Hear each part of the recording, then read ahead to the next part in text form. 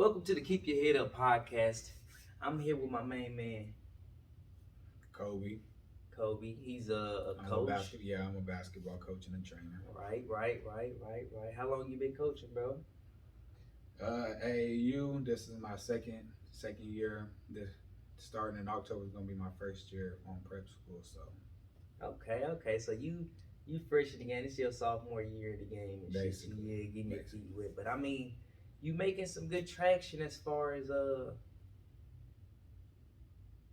traversing through different levels of coaching already, even just being 2 years in. yeah, for sure. Yeah. That shit's different, man. What would you say inspired you to be a coach?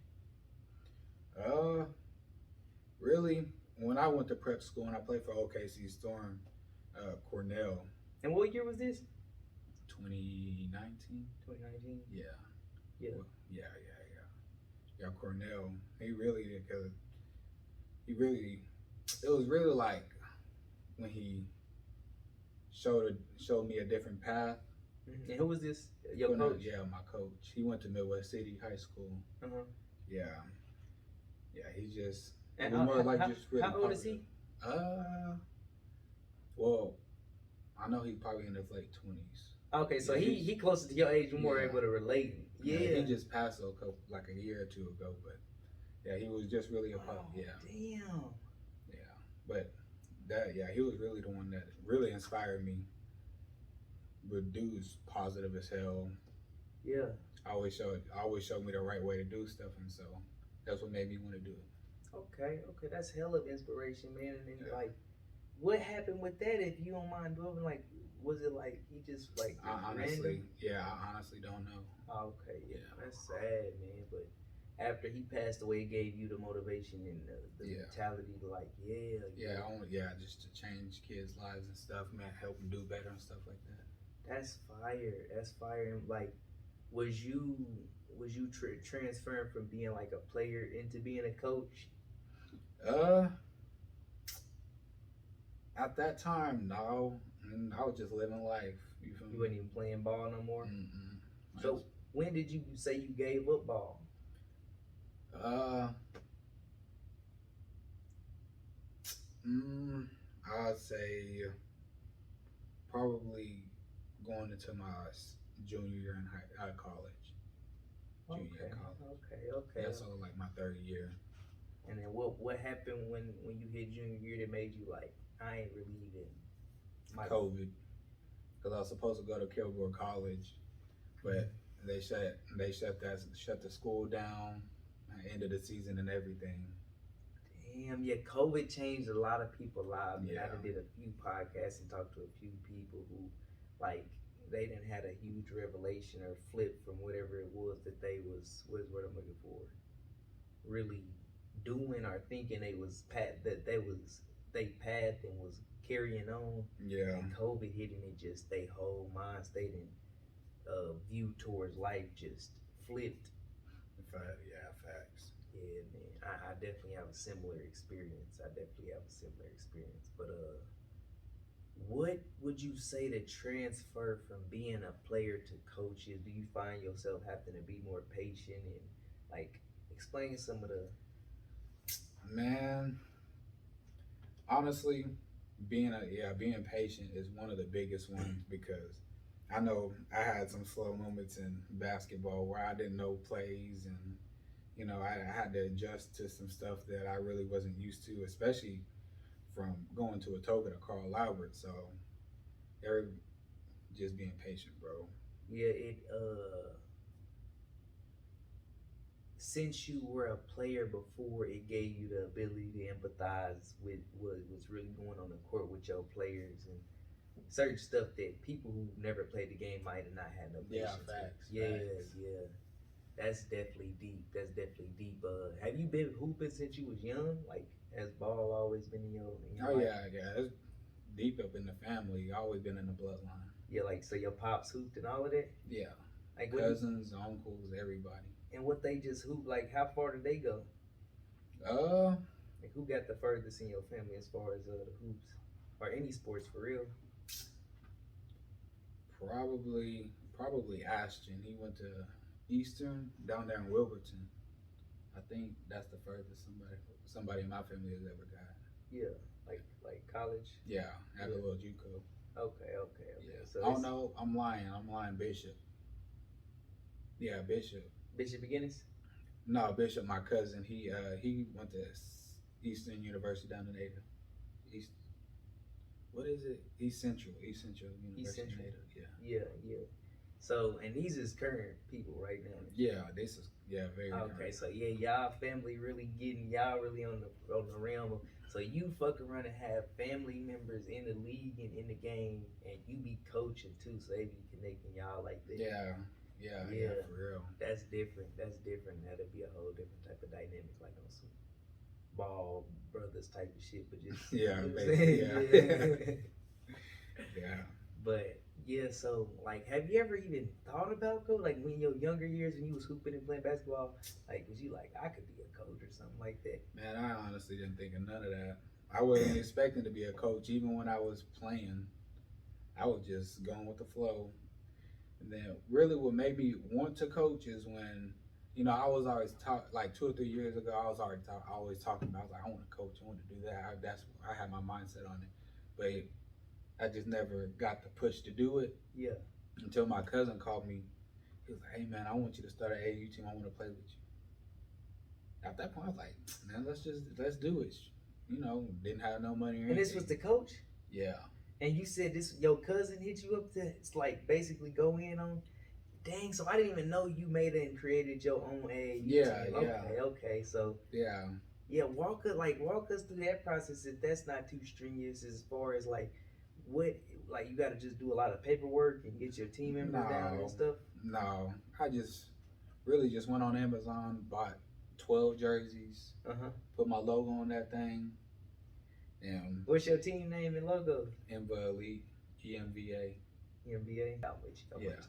But so after you did that, what did you like? You got your jerseys, you got your logos. Yeah, and the crazy part is that when my cousin called me, he ended up breaking his leg.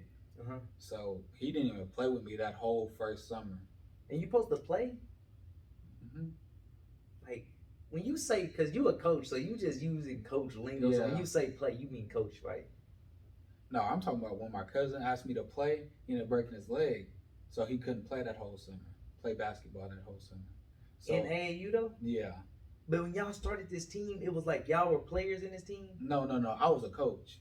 But he was a player. Yeah, he was a player. Okay, my cousin only like, he was 14 at the time. Okay, I'm glad I'm getting an understanding. Yeah. But he was gonna help you and contribute and all of that shit too. Oh, that's fire. So yeah, he already on his shit. Yeah, so that whole first summer, it was hectic to be honest. Went through, had about 17 kids, all from Oklahoma City. We was practicing out there by, you know what Webster is? Webster Hall? Webster's middle school over on the south side. Oh yeah, I think I do. Yeah, we was over there. We'll practice out there every Monday and Thursday. I'm talking about 100-degree weather and everything. Outside? Yeah. Yep. And then I just entered us into some tournaments, and I was paying for this out of my own pockets. And it cost to enter tournaments? And do it cost to start the AAU team, or what was that? I mean, yes, in a sense, but I didn't. So in the process, like you get your jerseys, you get your team, and then once you just turn your team list and your jersey name and all of this into AAU people. Yeah, just like the tournaments. So it'd be like I can go on some type of app or whatever, and then put my name in, pay for it, and just put out everybody's name and stuff on there, and then we just show up and play. Okay. Yeah.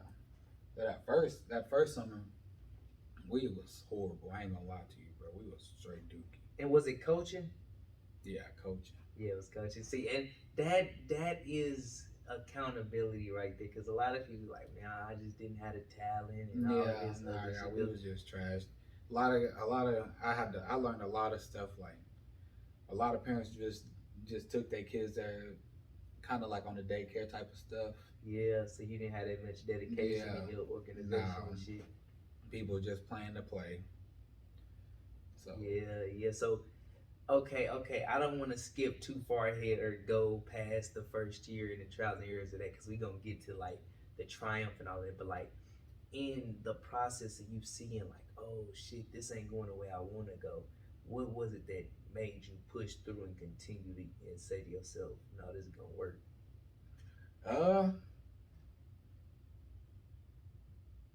just seeing them happy, actually like doing something positive, Yeah. So you don't really see that a lot of that type of stuff in Oklahoma City. It's doing people doing and actually like going through all of that. community type shit. Yeah. Yeah. So you actually get more gratification from the family aspect in the community and having a unity and Yeah. build a structure with amongst the team rather than success or trying Yeah, I to don't get care certain about none of games. that. Yeah, I do not care Okay. about none of that. Okay, so I mean, it sounds like I don't know. Let me not project on it, but like that seemed like best to be in college level coaching because I feel like once you get to them higher levels, it's a lot more like politics with wins and losses. Oh yeah, it was and a lot of yeah, politics. yeah, but like so all right, so you get through this first year, you seeing that certain stuff like y'all terrible. How many tournaments did y'all do in this first year? I think I put us in like 7 tournaments, and out of those 7 tournaments, we played probably 3 or 4 games each tournament. So we only won one game, I think.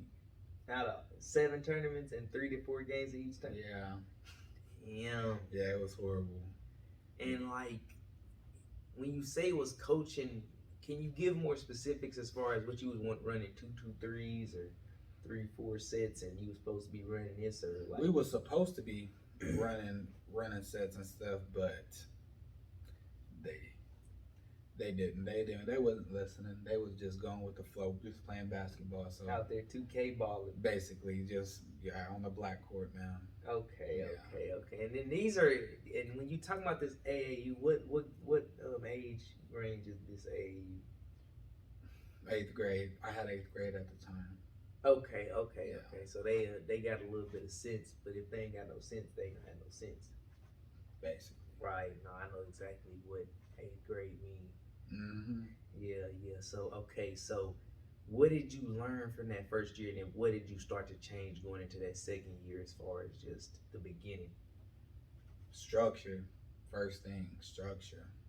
I kicked off. Well, I don't want to say kicked off, but I let go Uh-huh. of damn near all of my players except for like 3 or 4. And how was that? Like, let's not get too far from the main topic, but how was that experience having to tell parents and the kids like? It wasn't hard, man. The parents didn't care, so it made me just not care. I mean, it hurt just because, Who gonna care about the kids? yeah, Yeah. but I know it's kind of messed up to say, but like, if you don't care about your kids, like, Who gonna care Who- about who them? gonna Now that's care a about harsh reality, but I like them realities because it's like a family and community starts in the home, and if the Yeah. home is fucked up, this is something that us as people can contribute to and actively make decisions towards. I was having a conversation about that earlier. no, for real. Yeah, but not to defer too far. Like in you seeing the lack of care and all of this, and you telling them, "Oh, okay, yeah, no, they not on the team. They just oh, whatever." And then Yeah, they didn't. They honestly didn't care Yeah. And, because I already laid it down straight before like the season even started. I told them like you can't be smoking because a lot of them was smoking in 8th grade. 8th grade, bro. Damn. A lot of them was smoking. A lot of them was sneaking out. Like as 8th graders, already like having sex and stuff. And this is Southside kids, or you was getting kids from all over? Southside. Okay. Southside, bro. So yeah, and it was just wild to me about this stuff that I'm seeing because in 8th grade, it was probably the same for you. Like I was not worried about none of that. Man, yeah, I was square, and I definitely No, wasn't on very none of much. that. And I was around. I had the mentality to understand a lot of different stuff, but I wasn't like, oh, let me participate. I'm Yeah. old enough now. I was definitely that ain't for me. Yeah, But, for sure. yeah, so you was on your Coach Carter type. Man, basically, bro. Basically. Yeah, he's in the inner city coaching to save the lives, man. But no, that's fire, man. Because this that's deeper and more spiritual just than just the game of basketball. Yeah. You teaching structure that them kids is gonna know and be able to carry on in their life, that they might make a better decision or say, Coach, Kobe was like, nah, you know what I'm saying? Yeah. Yeah. I really, basically, yeah, I just wanted to be a positive light, you know, because like I said, a lot of them didn't have no fathers and stuff like that. Not to say I'm trying to be a father, you know. I ain't trying to be, you sound like me, but I ain't trying to be your daddy. Yeah, but you know, I'm trying to, advice. Yeah, I just want to be a positive figure in somebody's life. Yeah. So, I definitely can dig it, man. It's hard to really say it, but that's the reality of being a positive influence in the black community and shit. Because it's almost like it goes against everything we were raised on as far as mind your business and don't trust nobody. So you gotta fight against that stigma and even offer the helping hand out to people who really need it. But yeah, man, I feel like it starts with the family, man, like you said. But so you said you had 3 kids. Right now we're going back more into the structure, to the understanding of the rights rather than the wrongs. So you getting these 3. What did you see in the 3 that you kept that was like, I could do something with y'all? Was it the parents more than the kids? Parents, bro, the parents. Yeah. Because honestly, shout out to Tasha though, because she got 3 boys. They all in the same grade. She fights to keep her boys in sports and try to keep them out of trouble and stuff. Yeah, so it be so shit I could, going yeah, on. so I couldn't turn my back on them for sure. And Josiah, his mom and dad are with him, and hey, he's doing good. Yeah. Played quarterback at Millwood. Yeah, you heard what Deion Sanders said, didn't you? Oh yeah. Deion Sanders said you have 2-parent household kids play quarterback and stuff like that with more structure because they got more of a steel mind. Yeah. The shit made sense, man. They try to bash him and tarnish him, make it seem like he's being racist. He was telling the truth, bro. Yeah, I mean, and this is how strategic coaching is, because when you coach it almost taps into that life coach range of you trying to see certain specific stuff about people to where if you a real caring person, you can't help but to see true realities. Yeah. Yeah. So after you seen, okay, I got these 3, what did I forgot to ask you this on that last season too. You can kind of answer this the last season. What do you do to find players? They all come to you and you just like interview them. Well, for the second year, my little cousin, the one that asked me to start, he's the one that found the players. Okay. Because he's from Maida. Right. So he just asked a bunch of his friends, and they was just like, yeah. Okay. And everything just started coming together after that. So that's really how. So it's like some spiritual. And this was the second season that Yeah. How did the first season work? Like, how did you get the first 17 kids? I can't lie to you, bro. I honestly don't know how I got any of them. Would y'all just put like an ad out or something like that for like AAU team or something like? My girl's little cousin just started telling everybody in his school. Oh, okay. Then the word just got around, and everybody from that school just came. Oh, okay. Yeah. Okay, so then y'all did a more thorough background check and all that other second. Okay. And what did you ask questions, or you could just tell from how they was moving and stuff that they was doing that, okay, I got a better team that I can work with this year? But yeah, I would say that, but more of like, I see that they wanted more. You know, like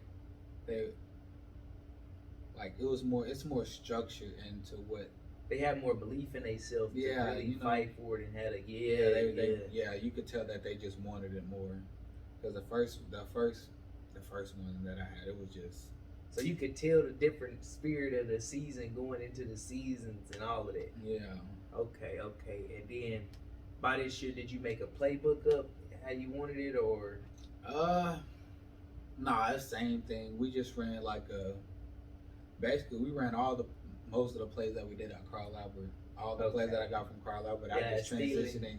Don't tell on us now, just it is what it is, man. So I know that like the back of my hand. Yeah, so I was just like, fuck it. we gonna go ahead and do this. Yeah, and was the basketball as good as the football in Colorado? Yeah. Okay. So yeah, I think I do remember going to state and shit with y'all. Yeah. They was really up there. So yeah, I mean they some good sets, man. You can really wild out with them motherfuckers. Oh yeah, we did for sure. Especially this summer, we went crazy. Yeah. So, in comparison, how many more games did y'all win? Oh, I think we went like 25 and like 4. Y'all went 25-4? Yeah. Okay, yeah, that's no, yeah. And then, so did y'all win any tournaments? Yeah, we won four of our tournaments. Went down to McKinney, won that one 4-0. Our first time we won one was in Piedmont. Then what other ones? We won the last one in Norman not too long ago, probably like a week, like last weekend. Okay, the Piedmont and Norman. Yeah, I forgot what other one. And is it like a state for AAU or is it just you can go anywhere? Oh, so it's just. Have you thought about like is it like do they go to Texas like they do for football for AAU basketball and they be having like the better tournaments and they give you better looks? Yeah. You plan on doing some stuff like that? Or oh yeah, for sure. A lot more next summer, but we was in one good tournament, like 2 good tournaments this summer, and I had a couple. I got one player got some interest right now. I'm in the middle of talking to a couple right now. Okay, and I want to wait to get to that how that talk go because I feel like that's some later like more established type because that's behind the scenes. I want to go to like the GM side of being a coach and shit like that. But like when you say these players is getting looks are you seeing like what the scouts are seeing, and when you seeing the scouts, are you letting your players know, hey, well, I let them know everything. Yeah, you transparent with them. Yeah, very much because that you need that motivation. Yeah. So for coach, looking at you, I expect you to be like, I am that nigga. So I feel like it's different. I feel like it's different kids though. Like some kids, like they like with more pressure on them. They like it's like, oh, hold on, I'm nervous. I got my eyes on. For sure. Yeah. Have you had different experiences like that where you like had to do shit different with different kids because they different or? Honestly, all of them are damn near the same. Like they just there to hoop. They're so they all listen invested. Okay. So they ain't even got all of their attitudes and none of that inside. All of them got attitudes. It's just that once you say like, oh, a college coach said this, and that, and they be like, oh, okay, bet, that's cool. Yeah, you know how to talk to them because you've been there before too, so you can get them motivated and calm them down. Yeah. I'm definitely understanding that definitely so you more of like the people's coach rather than like the books and the tactics and all of that. You coach off the spirit. Yeah, I try that. Yeah. Now that's fire. I feel like that makes some of the best teams. That's what they're making them movies off of. Them spirit coaches and shit, be giving them great speeches. Mm-hmm. Yeah. Now that's dope. That's dope. What is the hardest thing about coaching that you would say like, damn, like this be like ridiculous? Man, probably the egos. Everybody ego. They think they're too good to do this and they should be playing more and stuff around that. Okay. Like, a lot of them be so say like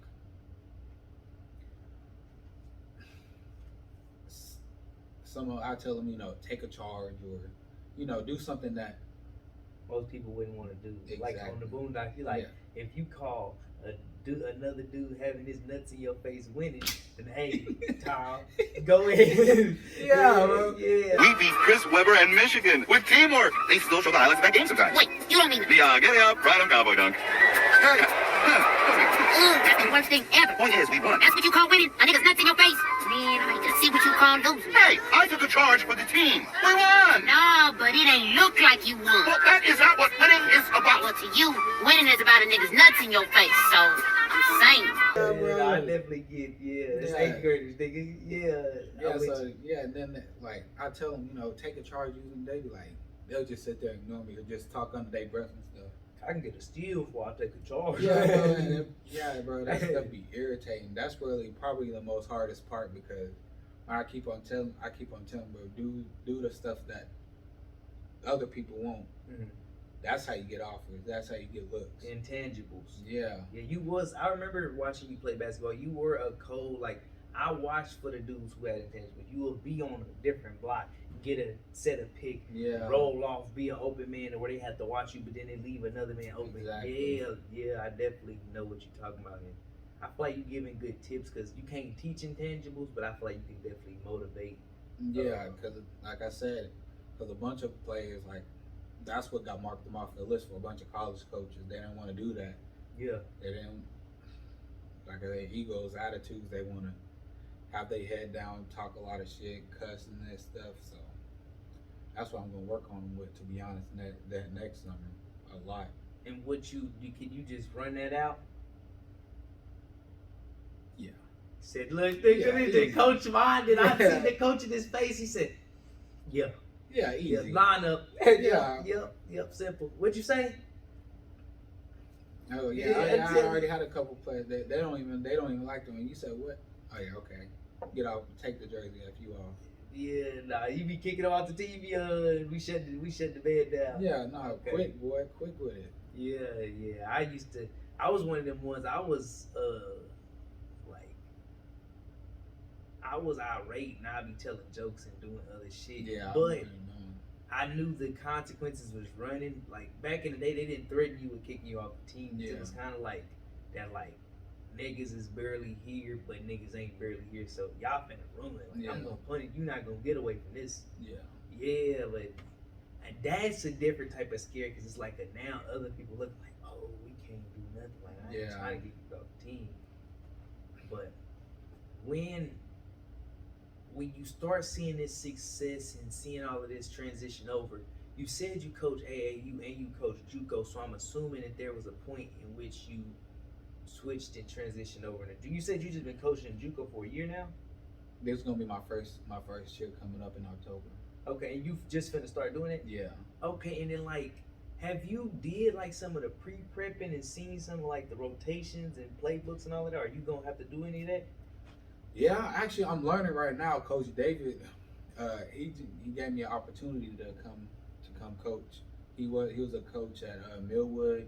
I don't know how long. I know he's been coaching for like 40 years. He got like 12 state championships. So he know what he's doing. Yeah. So you basically getting caught up to like the Yeah. That's the fire. exciting part. Yeah, man. And what do you like? So essentially, while your kids was out playing and you coaching them, they was getting scouted, but you was getting scouted too. Type Basically. shit. Okay. Yeah, that's different. That's different to even think about. To where now you present yourself different. You putting different stuff on. Mm-hmm. Yeah. No, that's definitely Yeah, so now when I go, meet more coaches and stuff, it's just they one call away. You feel me? Yeah. We go to a tournament. Hey, come look at Lil Bro. You feel me? Just like that. Yeah. Now that's lovely, and I feel like that's gonna give you not only the upper hand on getting kids to that next level, but then you gonna be able to grab certain kids who are prodigies, and you see in the streets, you like, look, I can get you some looks, man. You can just stay focused, man. Look. You know what I'm saying? Yeah. For sure. You definitely bridging certain gaps that need to be bridged in order to even give people motivation to fight for that next level step. Yeah. How long or what game did you say you really noticed or they took notice to you? What game? Like when did they hit you up like, hey, we would be interested in you coaching. We seen you coaching and Well, so probably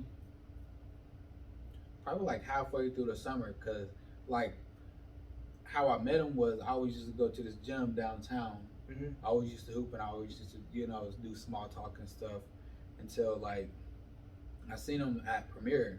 Right. And he was coaching and I was coaching. He has his own AAU team too. Mm-hmm. He was on the 17U and I was on the 16U. And he was just checking me out and stuff. Yeah. And we ended up we ended up blowing out that team by like 20. We actually ended up winning that tournament. Yeah, so then they was looking like, Yeah, yeah, he you a was New like, York you know- becoming coach, and you already.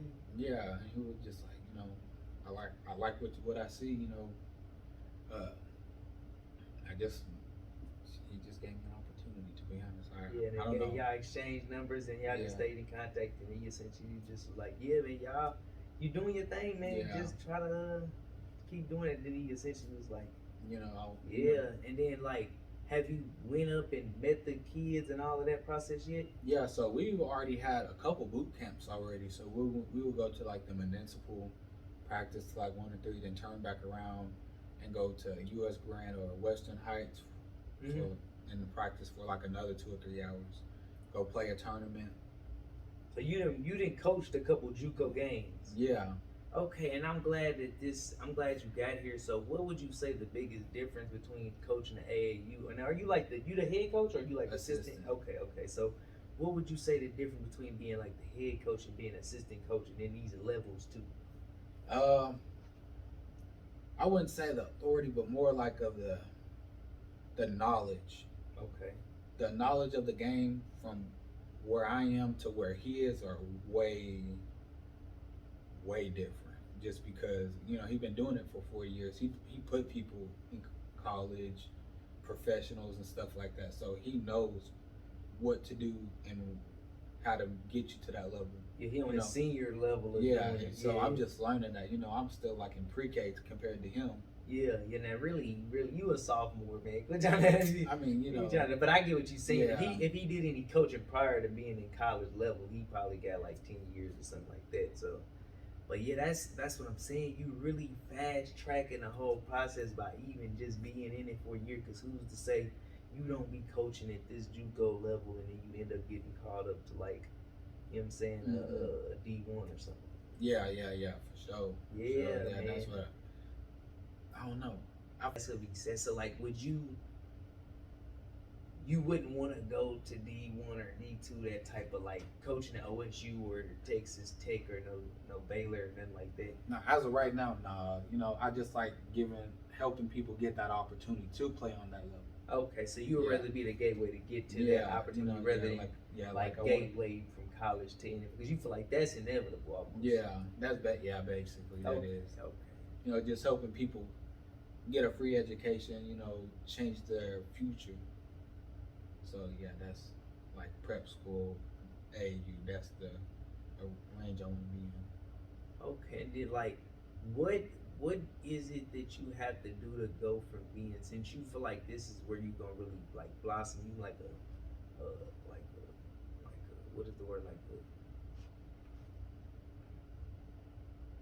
basically a elevation coach.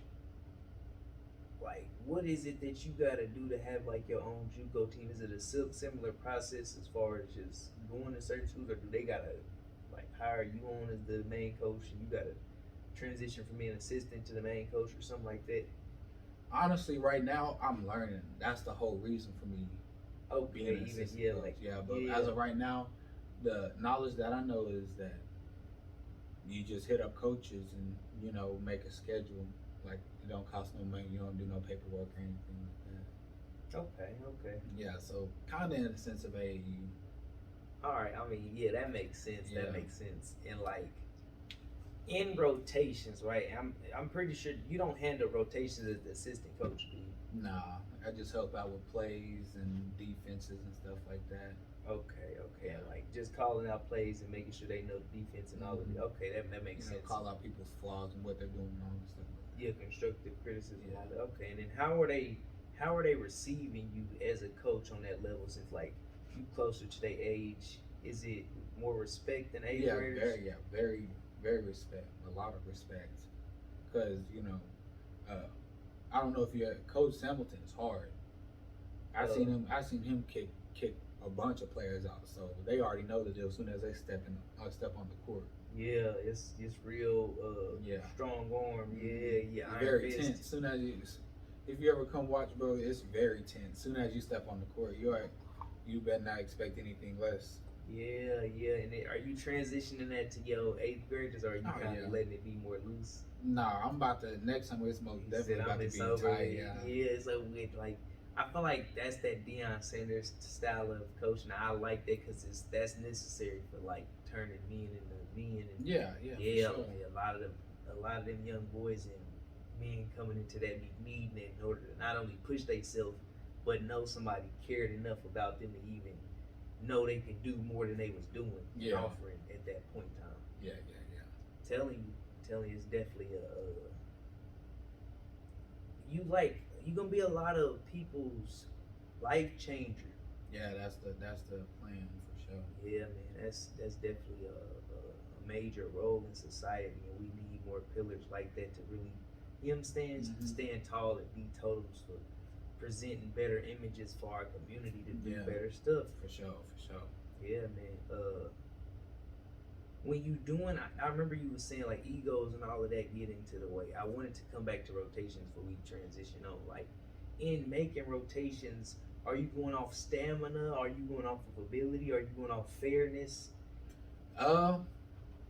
For my AAU team, Yeah, I'm going off of who wants it. but like I'm pretty sure like no, all like, your players want it, but like no.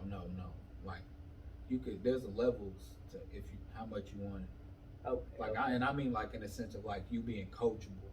right? You are like listening and all that type of stuff. Yeah, Like if I tell you jump through that wall, are you gonna do it 120% or are you gonna be like, yeah. you know? Yeah, that's why I wasn't good at sports because I was a questioning motherfucker. Yeah, that's what I'm saying. So that's what I do. Yeah. If I tell you to do it, are you gonna do it? Yeah, 110%. And then you can really, as a coach, see that off rips. Like, okay, Yeah. he's at this percent. He's at. Yeah. And then when you have, let me ask you a more specific question. Okay, let's say you got two, like very rare taller players in 8th grade. You know, it's kind of hard to find taller players. Yeah. And they both giving they all, and they both trying, and they both doing a center job. What is it? Do you go off stamina, or you go off who better, or what is it that really separates that next? Like, is it their work ethic, or is it their their talent?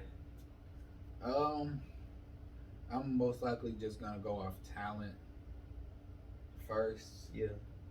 And then I'm gonna go off of hustle. Okay. Yeah, because I like hustle regardless, but it depends on the situation. Like I said, if you're not giving us all, Right. like the dude with the talent ain't giving us all, but the dude who less talent but got more More hustle. Yeah, You I'm gonna gonna go play. after. Yeah, I'm gonna go after him. Okay. So that's really a toss up as far as depending on if the talent outweighs the energy that the other. Okay, that makes sense. I feel like this is a good transition from coaching because I feel like we broke down the difference between like that. Like you started on a like elementary level. Mm-hmm. But now you're going into the collegiate level, and you said you kind of wouldn't even want to go to like the national, like in the league and all of that, just dealing with egos and salaries and all of this different type of stuff. Have you met any players who you felt like was already like star level, like oh he too far gone, or I can't even really talk to him, but he definitely got talent though. I mean, right now we got some dude, this dude named Duran from Memphis, 17. This dude's tough. He gonna go D1. I already know he is. Yeah.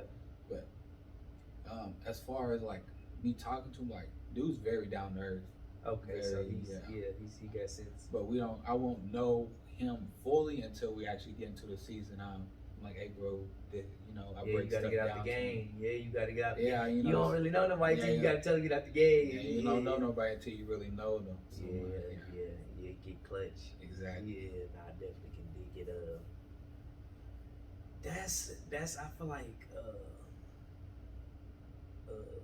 a hard read, but at the same time it's like this is all a part of coaching, dealing with them different personalities and lifestyles and everything that comes to the table while also trying to make the game the most focused. So yeah, man, that's why I was surprised when you told me you was coaching, because Kobe, I remember wasn't that patient. That's what I was saying. I was like, I was like, you coaching? Like, oh yeah, man, I gotta get the journey, dog. I gotta get the journey because, like, yeah, man, that's different. Not only is that different, and I ain't got nobody who really lead like that, because that's a major leadership position where can't nobody deny your ability to lead. Yeah. But it's like, it's also you have to be caring and empathetical and all of the other stuff that come along with working in social work settings. Mm-hmm. And like coaches are just like teachers and they underappreciate that really for sure. Yeah, man. So you really like you changed your whole path into some real like spiritual stuff, and I'm definitely proud of the journey, man. Appreciate like, it, I heard bro. that, it definitely touched. I'm like, yeah, that's different, G. Yeah, man. But I don't know, man. I don't wanna get too lost inside of the praise, man. You know, we gotta give our flowers. Yeah, for sure. You told me the story about the dude dying and shit. I'm like, damn, that's crazy. Yeah, bro. That really messed me up, to be honest, because I was, that would be the last person I expected to. Yeah, he in his 20s, like just living life, trying to do the right thing. He has a son and stuff. Dude's very positive. Like, helped me out a lot. I'm talking about, I couldn't even afford to even play. Yeah. He gave me a let me stay at his apartment type of thing. Mm-hmm. We're gonna like sell me his car and stuff until I got hurt. So then, stuff just went downhill after that.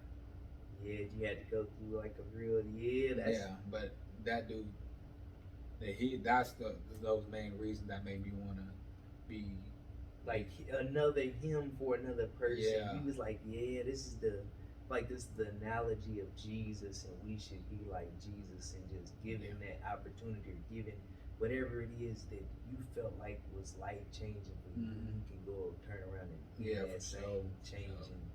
And that's definitely deep, dog. That's deep. And then what's crazy is you're not gonna even actually get certain type of realities until like 5 and 10 years down the road, down the line, where people gonna come back and be like, man, you really changed my life. Like, I was a knucklehead. Like, yeah, man, that's different, dog. I definitely applaud niggas like you, man, because it's a hard job. Like, it is. Yeah, man. And then, do the parents be more respectful, or do you not even know the parents on the JUCO level?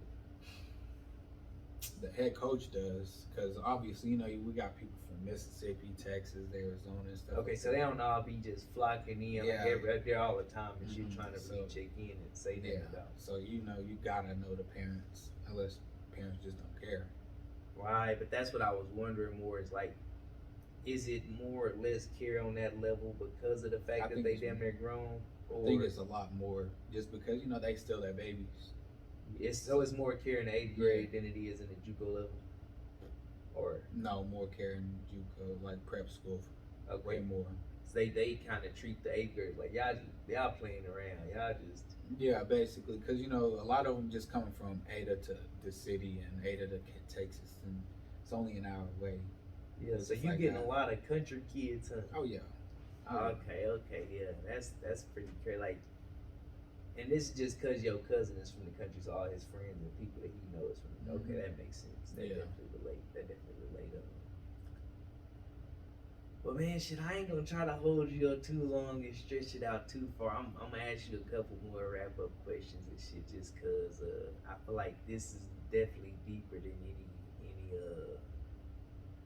actuality that I've had. Like, I've had some real spiritual conversations on the podcast, but as far as like you're actually doing the work in the community that's going to transition and do certain shit to where we can put out messages like this, but then you're actually instilling the messages and the principles and morals inside of certain kids that go on. Is it any time you find yourself like having to reserve like certain type of lessons, but then like, or do you just keep it blunt and keep it grizzly with all of them, just telling the truth? Like, I don't even care if you're ready for this lesson or not. Well, my uncle really helps out with that part, because he was the assistant coach. So, dude, our Uncle Blunt, he let it out straight. So he not gonna beat around the bush or nothing. Nah, He finna say it like, he's straightforward, bro. So he does all that stuff. I tell him, what it is and what it ain't, but people they'll be like, oh, he just talking. He always talk like that. No, but when my uncle talks, niggas know what's they up. be like, okay, Niggas know what's up. Yeah, that's good to have, man. And that's how did you get your uncle on? Like, when did he come in? That's my cousin's dad. Okay. Yeah. So they he always both. he just like wants to do something positive too. He like what I do. Yeah, So that's fire. he wanted You to be got a part of whole the journey. family, little venture. Yeah, that's the point. Yeah, that we're trying to get that together. So and having that support of each other and having that backing and that you believe in you, your cousin believe in you, you know what I'm saying? Mm-hmm. And you believe in them to where the whole team is believing and is pushing y'all forward. And even when y'all down, y'all belief is enough to pick y'all back up and carry on. That family shit is way more deeper than we think it is. Not quite take it for granted, man. Oh yeah. Yeah. You ain't chopped it up with Eric. I ain't seen Eric in a minute. Bro, that's crazy. I was just supposed to not get my hair cut, but I was just over there. He went right into the barbershop. I was about to go in. He still work at the same barbershop? The one on the south side. Yeah. I need to go over there and see him. That's funny as hell. Yeah. But yeah, what was I finna ask you? Yeah, man, I'm telling you, like, Eric was a major piece of my, like, finding my, like, mentality. Me and Eric used to sit out there and have conversations. Y'all go inside. I we'll remember. Be chopping it up, bro. Yeah. Yeah, I man. remember that. I remember those times for sure. Yeah, man. But yeah, dog, man, it's good. Definitely having you on the motherfucking Keep Your Head Up podcast. Yeah, like, it was having a good time. Yeah, dog. I'm glad you fucked with the experience, Oh, man. yeah, For sure, man. I have to have you on this motherfucker again, man. And y'all know the slogan: keep your head up.